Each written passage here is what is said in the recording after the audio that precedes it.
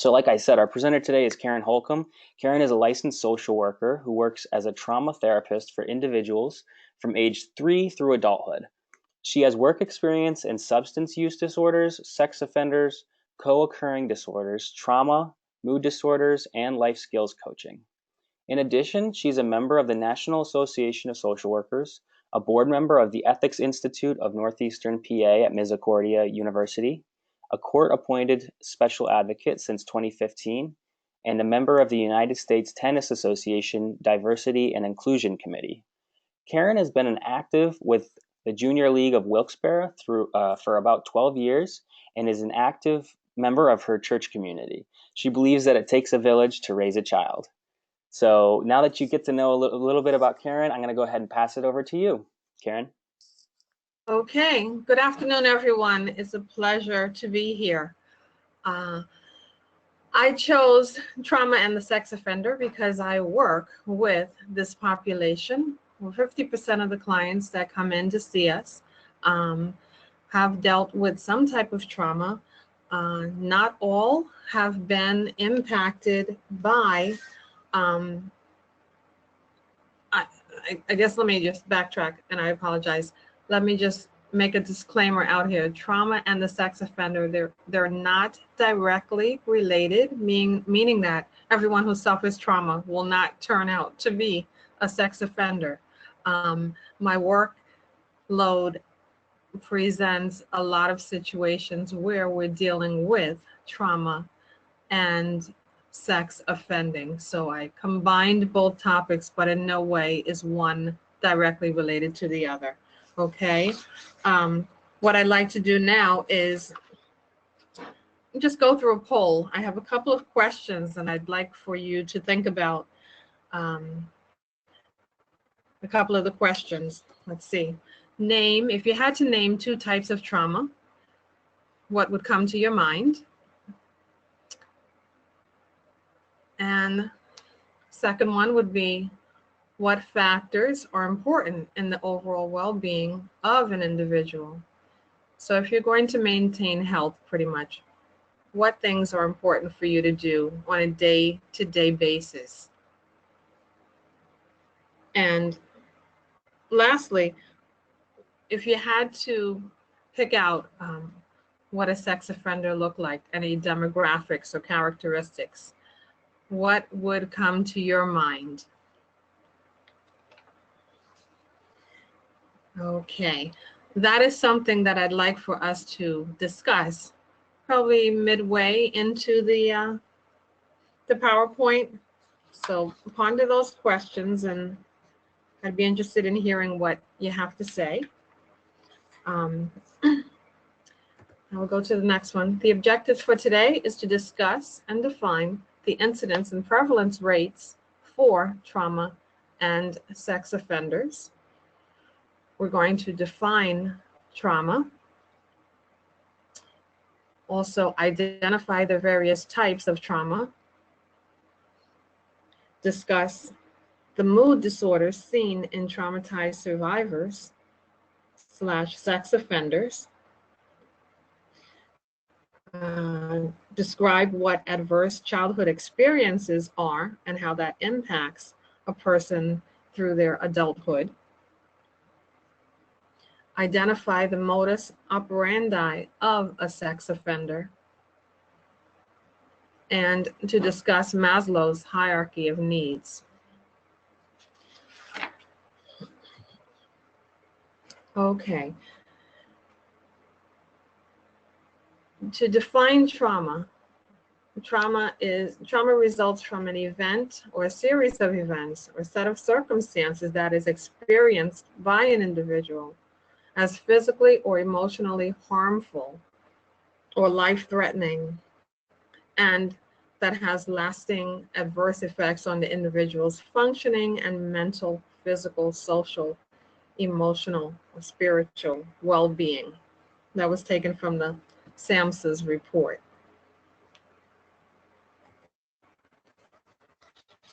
A lot of media, well, media recently has talked a lot about violence that is happening in the world. Shootings, volcanoes, tornadoes, floods, homelessness. I believe that that is a big form of trauma for a lot of people, and even those that are not directly impacted, having a family member who may be experiencing some type of violence or homelessness can create a level of trauma for the family. When we think about the life cycle, I would also like to ask everybody to think individually about what memories they have about their childhood. What memories do you have about being a teenager, growing up? And then as you approach your adult years, what things stand out the most in your life, and why do we think it is important? I believe that your childhood experiences create who you are today, and that would be an interesting part to discuss as well. Things that you remember about your childhood, and if you felt that it was related to who you are today.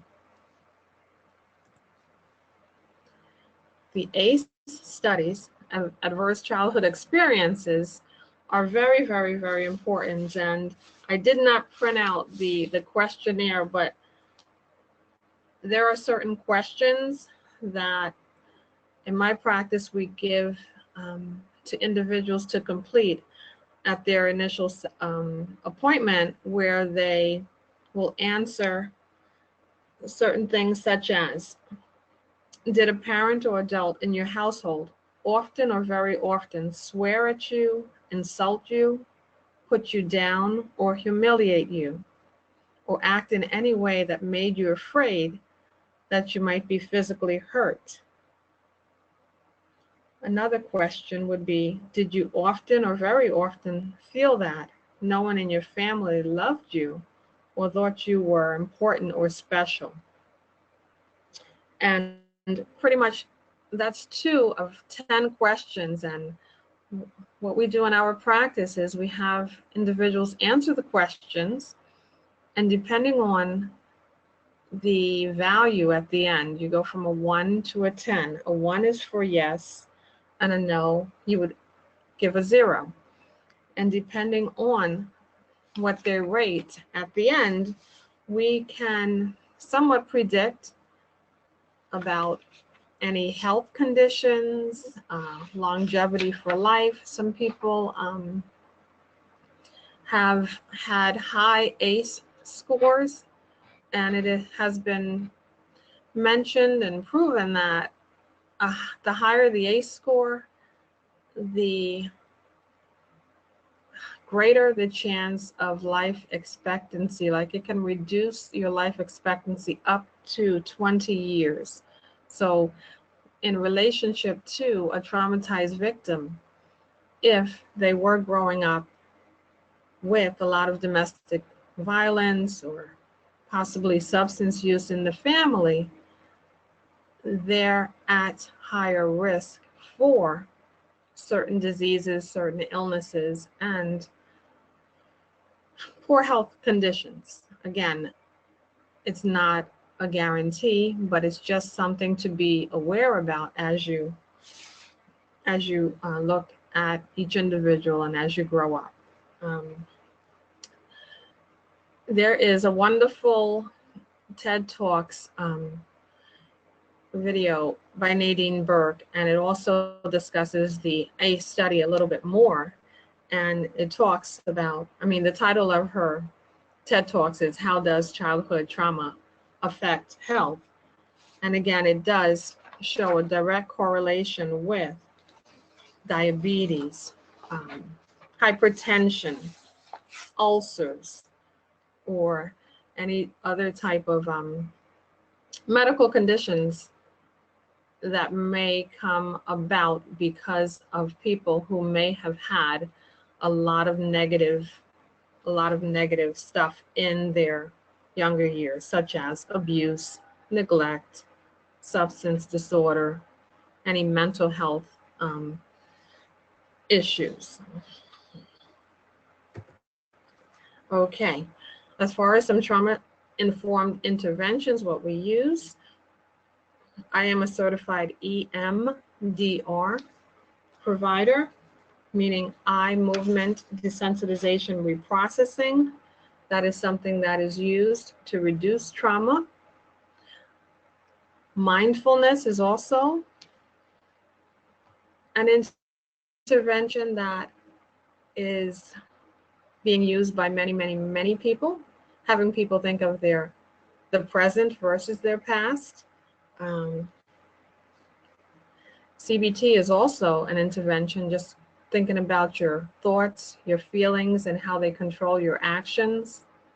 And at my agency, what we do, we believe in the holistic person, whereby one's mental, physical, spiritual, and emotional well-being is all important. And we try to encourage everybody to think outside of the box and take care of themselves mentally, physically, emotionally, and spiritually. And if they are lacking in any of those areas, then what can be done to improve in those areas? What I'd like to do now is to go back to the initial questions and just get some feedback as to what some of the answers might have been. That is okay. In regards to naming 2 types of trauma, if there was anybody who would be interested in discussing. I just want to hear what the thoughts were.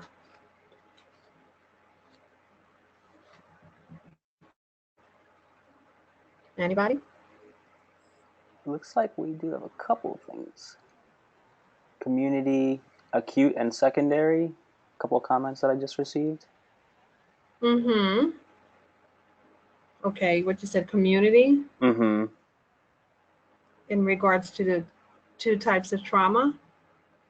I'm assuming. Physical Okay. trauma from being violated. Right, okay. Post-traumatic vicarious trauma.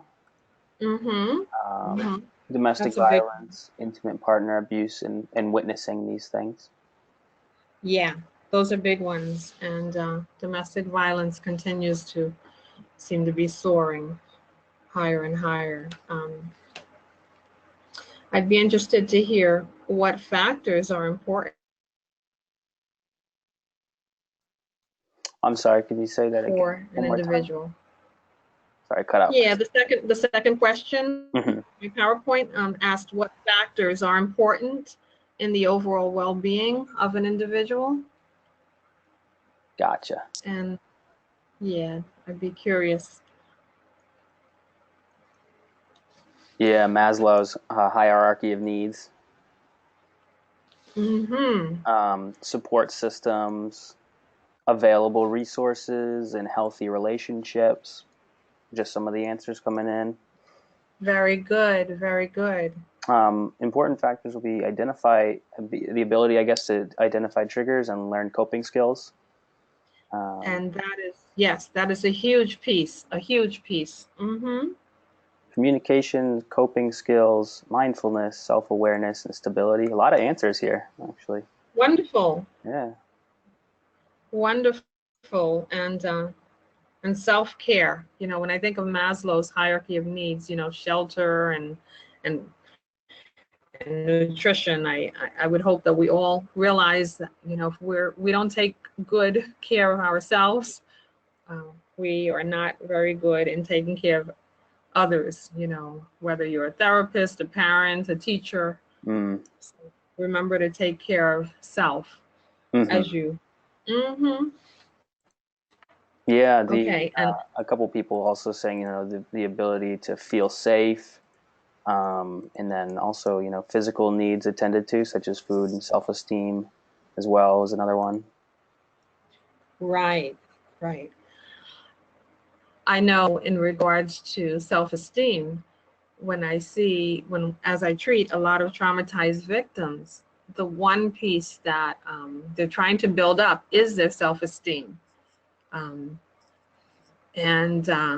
in relationship to the sex offender, there are individuals who have been traumatized themselves, not in any way to excuse the behavior, but it's a matter of relearning how to live and feeling good about who you are today, so you can develop healthy habits, healthy coping skills. And when you love yourself, you'll be able to love other people. Mm-hmm. Awesome. Yeah. Thank you guys so much for answers. I appreciate that. Great. And the last question, what does a sex offender look like? If you had to, I don't know if there was anybody who was brave enough to tackle that question, but I'd be interested in hearing that. Yeah, a couple people are saying can look like anyone. Mm-hmm. And that is absolutely correct. Socioeconomic status, from the high end to the low end. Education wise, I've had misconceptions in my younger years, and I tell you that I've learned so much, and pretty much just being non-judgmental and being able to treat all kinds of people. But keep an open mind, and but yes, they can look like anyone. And some people believe that it's all males who are sexual offenders. That is not true. There is a growing population of women that are sexual offenders as well. So be careful and continue the great work that we do by treating everyone as they need the help. What I neglected to do was talk about the incidence and the prevalence rates of trauma and sex offenders, and I'd like to just briefly talk about that. The incidence rates, and the prevalence rates continue to remain widespread. The one thing that I am finding through research and everything is it's hard to get an accurate count on everything due to underreporting of certain events. There are individuals who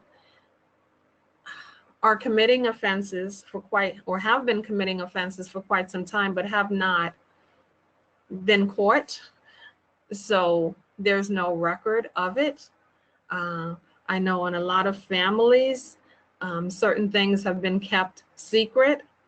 Therefore, it's happening, but people are not reporting it. And it still seems to baffle me the number of clients that have come in after so many years who have dealt with the trauma of abuse. And when they went to report it to a family member or a close support system, they were told, don't say anything because of the trouble that the other person can get into. So that creates an unhealthy dynamic, because the victim is left feeling like if they tell anything, they're the bad person. They're the bad person. So education needs to continue, and I think that's one of the reasons I chose to do this subject, because it's sex education is no longer in the schools, and not as many people are educating others the way they should. And they're assuming that people are learning, and I believe the media sometimes is misinforming people about the reality. Okay, so now I'll go on. to the next slide. Some of the resources in the community that were mentioned earlier. I know you mentioned something about communities, some of the agencies, families, neighbors, schools.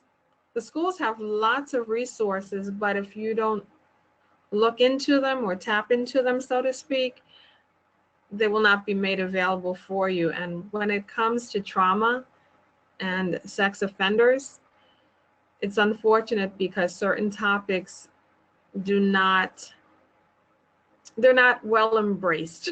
So people feel shunned in a sense when they go for help.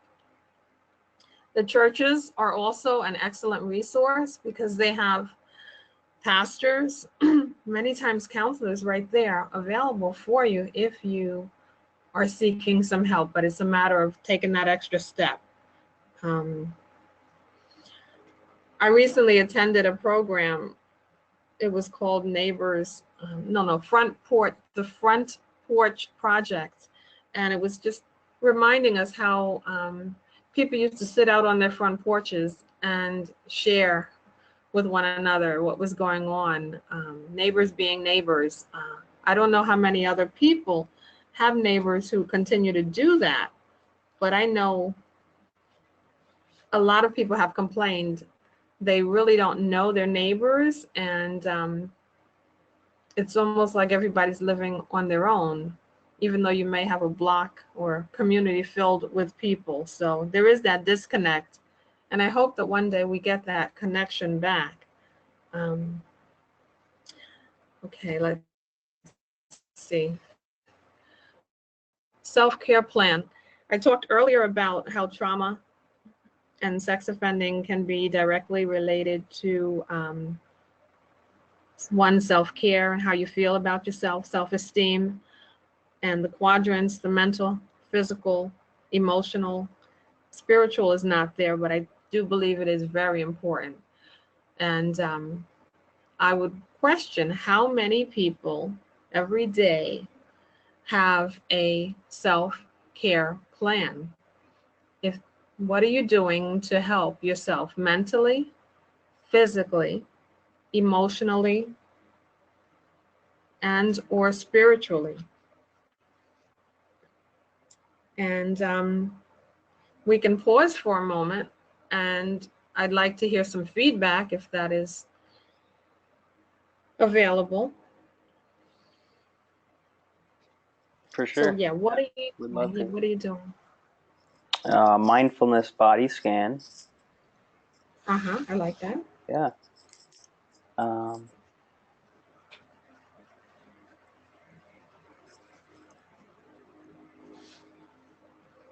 Yeah, we'd love to hear other ones if people have some. Keep in touch with friends, family, and coworkers. It's a good Wonderful. one. Getting back to that again, those good relationships. Reading for leisure, skincare, music, poetry, the arts in general give this person great satisfaction.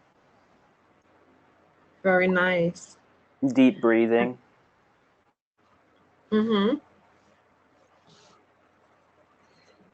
Oh, have a goal, a sense of purpose. That's a good one. Very good. To speak to the spiritual aspect that you mentioned, daily prayer and centering for those who are into that. Exercising is so important. Good sleep, another one. Very good, just physical needs. Right.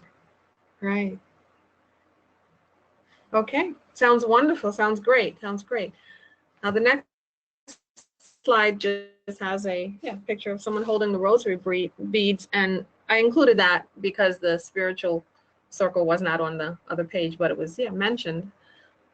So kudos to the person who mentioned that. I believe spirituality is a important piece to everyone's holistic well-being. Okay, let's see. Sex offender trivia. How are they identified? How do we keep others safe? And how does treatment work once a person does come and start treatment?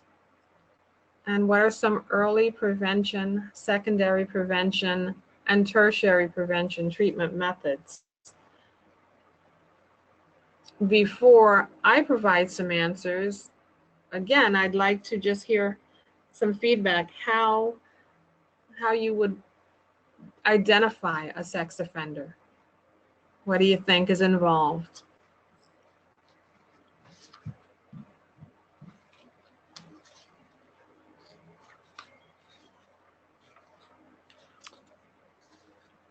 By victim report, by actual charges against the person, I suppose. I guess poor boundaries is another one mentioned. Absolutely. Admittance or accusal.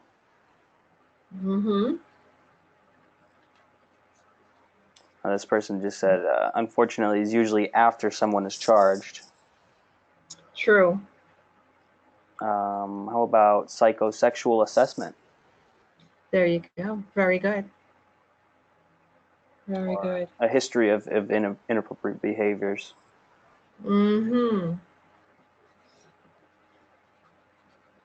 Very good.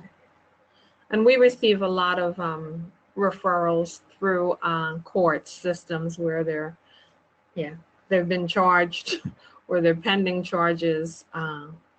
Every now and then we do receive a client, well, he'll call and he needs some help, or he's been traumatized and he needs some help, or she needs some help. And after a while, you realize that they have been traumatized in their younger years, and now they're trying to end that cycle of abuse. So thank you for that. How do we keep each other safe from trauma and from sex offenders, or potentially being a sex offender? I wonder what answers you have.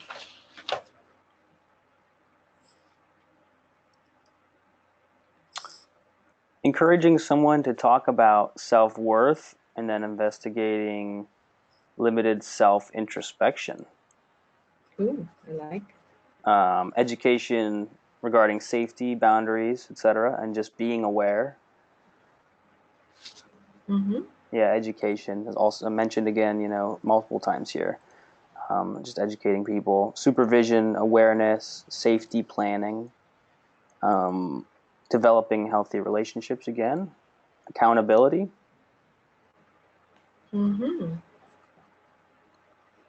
Yeah, just open communication in general. I wonder what the group's opinion is about sex education out of the schools, because I grew up in a time where it was not talked about as much, but things were not at the levels that they are today. And even though the prevalence rates are continuing to increase dramatically, it's not a topic of discussion. So I wonder how many people, or who do you feel is most accountable for helping people grow up healthy sexually,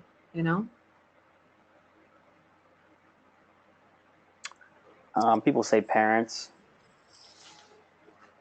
Sex education needs to be implemented more in schools. One opinion here. And be, taking great care to ensure accurate information is being presented. Making it, and that also eliminates sort of the taboo. Parents are guardians. Should be, another person saying they think it should be mandatory in school. Parents should be allowed and maybe made to participate in the sex education in schools. I would say that the general feeling I'm getting here, though, with all these responses is relatives, the parents, and schools, both, it's very important to have education. Right. Right, a collaborative approach. Yeah. Okay. I like that. I like that. One person even mentioned churches. Okay. Very good. Very good.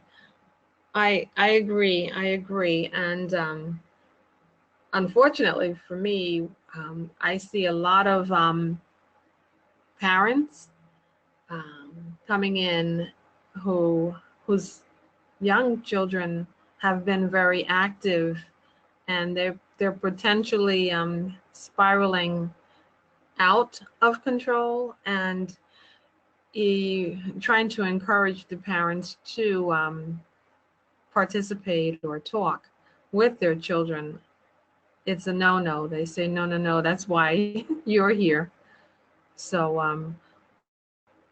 I know it's not all, but there's a large population that does not want to be involved in that, but want to send the kids or the adults to the professionals to have them handle it. And I find it very difficult when, you know, their main support system is not available to listen and to help, but they're expected them to be, you know, law-abiding citizens.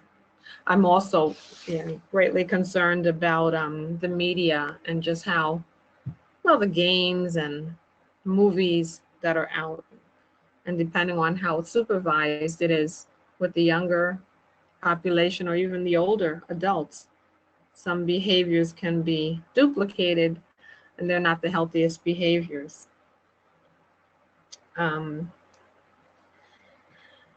So keeping other people safe, you have self-worth, accountability, education. Does treatment work? Trying to get feedback from the group. Do you believe sex offender treatment works? And people who suffer from trauma, do you think treatment can work, does work? One person saying yes, one person saying mixed results, as with any treatment. Yes, if clients use the tools provided to them. Correct. Yeah, yeah. Another, thought, there is no cure, in quotes, for offenders. It's like treating addiction. You provide them with tools to cope. Very good. Very good. Saying, we need more evidence-based practices that are readily available. True. Yeah. Generally, I think the idea here that I'm getting is, yes, it can work if, if there's buy-in from the client and if we use the right tools. Correct. And yeah, I agree with that. And with the clientele that we see in our group, there's a percentage of clients that are mandated to come, and some people believe that when you're mandated, that there's no real commitment. It's better if you were to come voluntarily. And I'm on the fence with that. I do believe each case is individualized because, progress can happen, but again, it is up to each individual at the time. And I believe a relapse prevention program for each individual is important, because with that, it's created by the individual and may work more effectively than somebody else telling them exactly what to do, what has to be done, when they do it. So, okay, let's see. Discussing early prevention methods. We talked about education. Education, I believe, as a therapist, should start very young, because what I'm hearing in elementary schools and what kids are talking about at a very young age was something that I never heard about until I was much older. So I believe early prevention is the key. If you wait until there is a problem or a disease and you're trying to work on it, it can get cured, but I do believe it's more difficult. What does the group think about that? Do you think early prevention, secondary, where there is the beginning of a problem? What do you think is the most effective?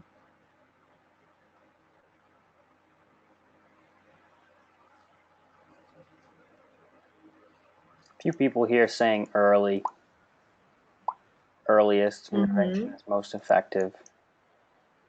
Okay, okay. Yeah, prevention. Let's focus on prevention. Mm-hmm, mm-hmm. Okay, we're gonna go to the next slide. I have treated a lot of offenders who discuss the ways that they were able to, I guess, manipulate or get somebody to trust them, like them, and we call them grooming behaviors, things that people do to get you to, yeah, trust them, keep secrets, and for instance, watching a favorite movie. I remember growing up and being around people, and they ask you what you like, and you tell them what you like, and they let you have, see your favorite show or watch movies, or if they had animals. I threw all of those out: a favorite movie, candy, giving candy, puppies, being a familiar face, or even being a trusting adult, as just warning signs for others to continue to educate the young and the older about, because grooming behaviors is the first step sometimes for the sex offender to lure their victims. Okay. So we talked about some prevention strategies. We talked about communicating. We talked about having healthy supports, the church, the community, neighborhood, families. What about trusting your instincts? What do you think about trusting your instincts? If you feel uncomfortable with something, do you teach your kids to go with what you feel? Or what do you think?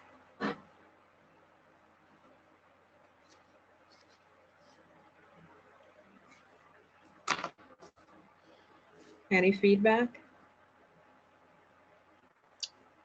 Yeah, one person just agreeing that is huge. Too many adults ignore their instincts and, to their own peril. We need to teach our children to trust their instincts more. There is some validation with your gut feeling. If it doesn't feel right, it might not be. Yeah, a lot of people actually really agreeing with that. Right. And that is so true. That is so true. So, yeah, go with your instinct, continue to communicate. And I know one of the biggest concerns that I see with the internet and the phone that are going on nowadays is how individuals will come home, isolate themselves. There could be 5 or 6 people in one home, but everybody is to themselves doing their own thing. And I think communicating and having that family dinner or just talking about your day is so, so, so important. And I have to agree that my children don't like doing that. They don't like putting their phones down after school and sitting down for a good meal.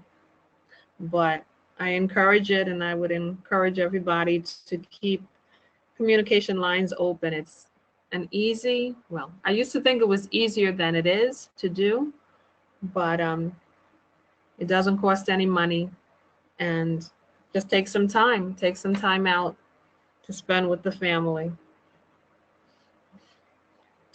How about eliminating some self-destructive tendencies? If I were to ask, what are some self-destructive behaviors that people may have that they think, or I call them seemingly unimportant, that could lead them down a bad road?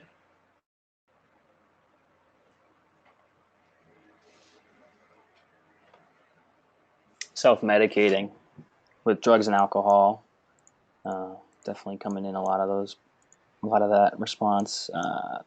Trusting people online, that's an interesting one. Overeating, cutting, relying on the opinions of others for self-worth.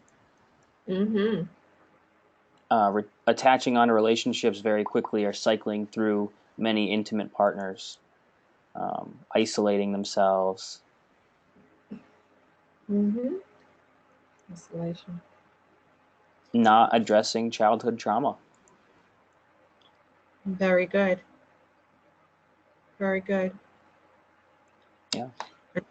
Stuffing in emotions. I've been guilty of keeping things inside. We call it pretend normal where I work. People ask you, how are you doing? And instead of being somewhat honest to the people who you know could help you, you, for whatever reason, will say, I'm doing fine, and you go on with your day. But later on, it explodes, and then you go home and you may argue with somebody who is innocent, and they ask you how your day was going, and then you let out your true feelings. So, yeah, communicating, don't stuff in those feelings. There are times where we encourage people to journal. And even though it sounds trivial, it is very powerful. People jot down their thoughts and they bring their journals back and share them. And so that's important as well.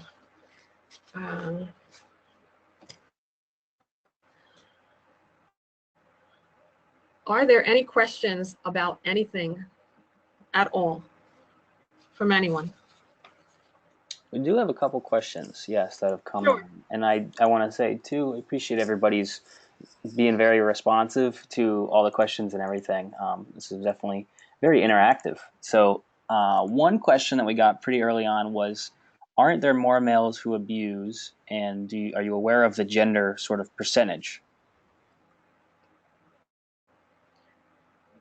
I believe that we get a report of more males that abuse.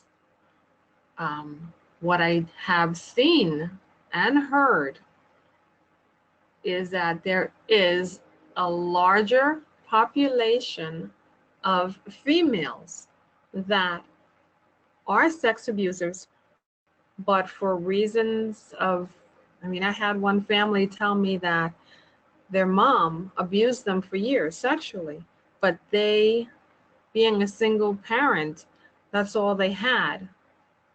Unfortunately, their dad, was deceased. So if they told on mom, they would have no family. And I think with a lot of situations, we have to be careful how we judge and how we label, and try to remember to provide a service, because I could empathize with the child and them feeling they did not want to be without both parents. But after it got to such a tragic level, it was reported by a neighbor who was walking the kid to school, and the kid finally opened up. But this was after 5 or 6 years of severe sexual abuse. So my answer would be that it is reported by males, where you see more reports on males who are sexual offenders. But in my profession, I hear and see a lot more. And I think that we just need to be careful. We just need to be careful in every way. Okay. Great, thanks. Yeah. Any Um, other questions? yeah, I got a Mhm. bunch of questions rolling in, so I do appreciate everybody. We'll try to get to as many as we can, but one question: how effective is motivational interviewing in treating sex offenders and with relapse prevention? Mhm. Mhm. It can be effective if they are committed to getting better. Again, I see about 50% of the population that is mandated, and I've had maybe 25% of the population say to me that they're coming for treatment because they don't want to be incarcerated, but they're not doing the work. And they come close to being incarcerated because, again, we report back to their probation officers how they're doing. So it's individual. It's not a cut and dry answer.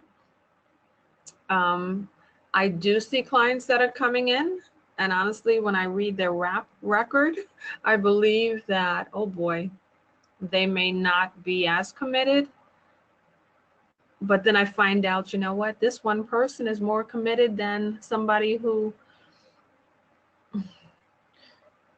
so who may not be mandated, because we do receive clients who call and they say they need help, and they tell us what happened, and they're worried about getting caught. So again, it's really individual. It really is. Motivation can work. Motivational interviewing can work, but I find that education is a big piece for even the offenders when they come, because change, a lot of people are afraid of change. And I think our society wants us to be, we're looking for quick answers, quick solutions. And sometimes the results don't happen right away. Cool, thank you. Do Sure. you have more you want to cover, or do you want me to keep going with questions? Questions are fine. That's Okay, great. great, great, great. So how do you, let's actually, you know what, let's go to this one. What do you do with a client who's labeled themselves as a sex offender for an event that happened in young adolescence with a younger child? He caressed her and has been carrying around so much hatred for himself and shame and guilt 25 years later. Several counseling attempts, but doesn't feel he deserves to be better. Thought that was an interesting Well, you thing. could of people like that. Well, the first thing that I can say is if is this client mandated to come, or did they come voluntarily? I guess that would be a question too. Okay. Yeah, and I don't have the answer to that Right, here, but right. So let's just say that they came in voluntarily. okay. No, And not mandated. Sorry, I just got the answer. okay, so they came in voluntarily and they're carrying a lot of hatred and a lot of shame. And we try to use mindfulness. I try to use the EMDR, where they're in the present and trying to change their thought patterns so that they can become more healthy with their thinking, because I believe that thoughts control your feelings and your feelings will result in actions. So we just try to, yeah, do cognitive restructuring, so to speak, where we were we tell them that you're here today for a reason, and if you're trying to be better, take steps every day to empower yourself. Maybe getting involved or just staying connected with a family member instead of isolating yourself every day, getting out, going to church, or talking to somebody, even if it's a matter of going to a safe place. I don't want to say going to a library if they have been a child, offender, or hanging around a school, but changing their past behaviors with the help of others is an important piece. Gotcha. Mm-hmm. What about tips to work with a mandated client? tips to working with a mandated client. Yeah. There are lots of, how do I call it, protective services that are in place. For instance, I will create a scenario. Let's say that the mandated client is a child sex offender and they're on Megan's list,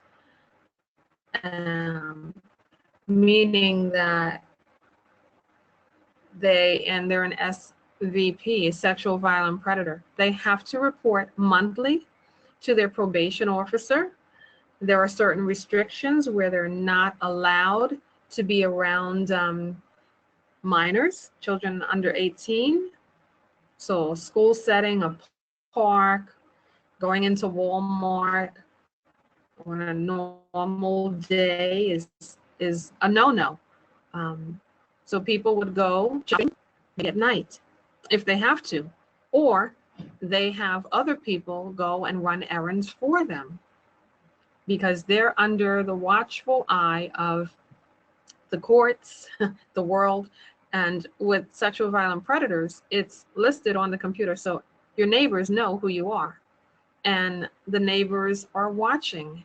And if you slip in anyway, even, I mean, if you happen to be by a school one day, they can call your probation officer and your probation officer will stop by and inquire why you're there. So there are specific restrictions, specific treatment goals that we have for the violent predators that they must adhere to. I mean, substance use is a definite no-no. Being around minors is a definite no-no. Attending group is mandatory. They come for group treatments as well as individual treatments. They work on individualized goals, and the goals are revised, updated as often as needed. So yeah, so depending on the charge, depending on the there is specific treatments, requirements that are in place for each person. Okay. Mhm. Another question, is it understood that trauma causes negative behaviors? What factors particularly relate to sex offending? Trauma and sex offending. Okay. Well, I can give you a case study of a gentleman who became a sex offender.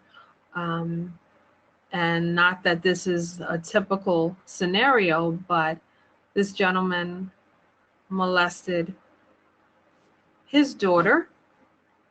And after coming into treatment by the courts and him opening up, he talked about his past, his childhood, and what was normal in his home environment where he was molested by an adult at his home. So he grew up in his eyes thinking that was normal. The people who live with you are the people who you have sex with. In that scenario, he was traumatized and he duplicated the behavior because he didn't learn otherwise. But what we do in that scenario is talk about a healthy cycle where you're working on preventing high-risk situations, where you're talking more to people, you're sharing, and we talk about the laws of the state, and we talk about consent and the age differences, what's an adult, when you become an adult, when you're able to give consent versus being forced to do something that you're not. And it's amazing the number of people that have not been educated along those lines. So we do teach education and we hope for a change. But again, it's really up to each individual where they go with it.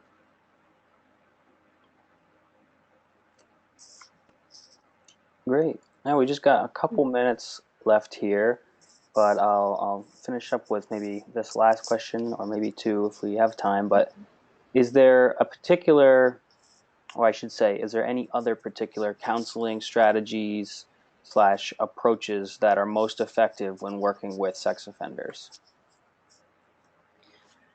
Yeah, the one particular strategy that we use is the development of a relapse prevention plan, where each individual will identify certain triggers that put them at risk. And then they will discuss a strategy, a way to make sure that when that trigger starts coming, that is squashed, or also can be confrontational, is confrontational. You get to know the people in your group, and we have about maybe 6 to 10 people sometimes in a group, and it's a closed group, meaning that, you know, it's already established and the guys know one another or the women know one another, and they get to know one another and challenge each other on their thinking, on their behaviors. The pretend normal that we talked about earlier, where you're acting like things are okay, but in reality, you're doing self-destructive behaviors, or potentially not going to work anymore, or not talking to people. So relapse prevention, group therapy, um, and staying connected with people seem to work.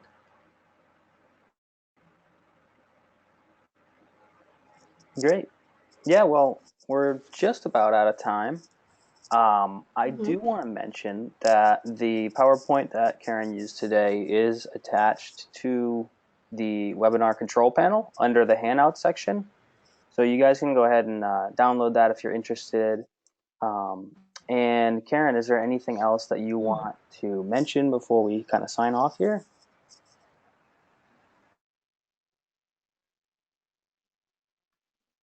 This and continue to embrace education, and keep communication lines open. I think that's so important. Great. Yeah, and I think also mentioned too, like you're presenting at the annual conference this year, correct? Yes, at Kalahari and Mount Pocono. Awesome. So yeah, if anyone's interested in coming to see Karen's workshop there, definitely check that out, and we'll talk, I'm sure, again. And thank you so much for getting on today. Thank you everybody that attended, and I hope you learned something. And I am going to send out an email in a little bit with the evaluation link. So just keep your eyes on the email inbox, and I'll have that to you. And then once you fill that out, we'll be able to get you your continuing education credit. But thank you again, everybody who joined us, and thank you, Karen, for kind of educating us today. We really appreciate it. Thank you, Tyler. Thank you, everybody. All right. Have a great day. Have a great day. And you too. Thank you.